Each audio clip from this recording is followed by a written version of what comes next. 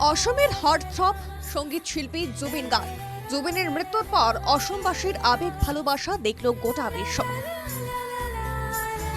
21শে September রবিবার সকালে শিল্পীর দেহ যখন বিমানবন্দর থেকে ষোড়শাচারের দিকে আসছিল, শোভাযাত্রায় মহানগরের রাস্তায় যখন তিল ধারণের জায়গা ছিল না, লোকের লোকারণ্য ছিল মহানগরের রাস্তা। সেদিন জুবিনের মায়াবিনীর গানে গুয়াহাটির আকাশ বাতাস মুখরিত হয়েছিল। সেই ভালোবাসারই অন্যতম ফসল জুবিনের মায়াবিনী এবার তিওয়া ভাষায় অনুদিত। গানটি তিওয়া ভাষায় অনুবাদ করলেন বাদল মুনি। কণ্ঠ দিয়েছেন সোন্টি বরদলৈ এবং জশিকা মুনি।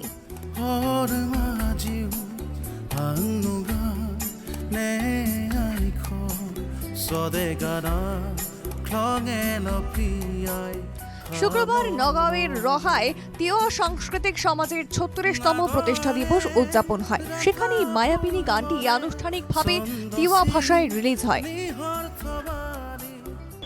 তিওয়া কালচাৰেল সোসাইটি বা তিওয়া সাংস্কৃতিক সমাজৰ 36তম প্ৰতিষ্ঠা দিৱস আছিল ৰহাত আমি অনুষ্ঠিত কৰিছোঁ। আৰু ইয়াৰ লগত সংগতি ৰাখি আমি জুবিন গাৰ্গৰ শ্ৰদ্ধাঞ্জলি অনুষ্ঠানো আমি অনুষ্ঠান কৰিছোঁ।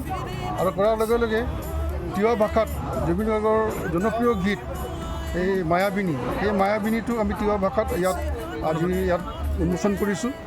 তিওয়া ভাষাৰে এইটো গায়ক হিচাপে আছে আমাৰ জশিকা মুনি আৰু কুন্তি বৰদলৈ, আৰু এই গীতটো তিওয়া ভাষাত অনুবাদ কৰিছে আমাৰ বাদল মুনিয়ে। মায়াবিনীর তেওয়া সংস্করণের রিলিজের পর রাজ্য সরকারের কাছে সার্বিকভাবে জুবিনের রহস্য মৃত্যুর ন্যায়ের দাবি জানান আয়োজকেরা। নিজকে গৌৰৱ অনুভৱ কৰিছোঁ। তিওয়া ভাষাত এটা জুবিন গাৰ্গৰ গীত আগতেও আছিল, কিন্তু এইটো দ্বিতীয়বাৰতো জুবিনে গোৱা নহয়, এইটো আমাৰ ছিংগাৰে গাইছে। প্ৰথমটো কিন্তু জুবিনে নিজে গাইছিল, এই খুমজিল খুঁত। গতিকে যিয়ে নহওক, আমি আজিৰ এই অনুষ্ঠানৰ জৰিয়তে আমি জুবিন গাৰ্গৰ ন্যায় বিচাৰিছোঁ, তাই ন্যায় পাওক। আৰু ন্যায়টো যদি চৰকাৰে দিব নোৱাৰে তেতিয়াহ'লে ৰাইজে কিন্তু ন্যায়টো দিব।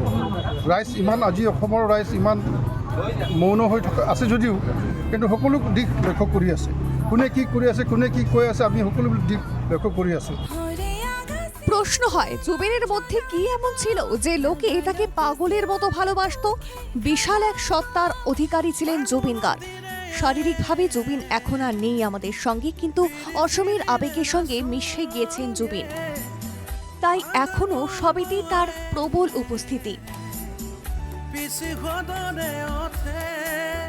রহা থেকে রমেশ নাথের রিপোর্ট, এনকেটিভি বাংলা।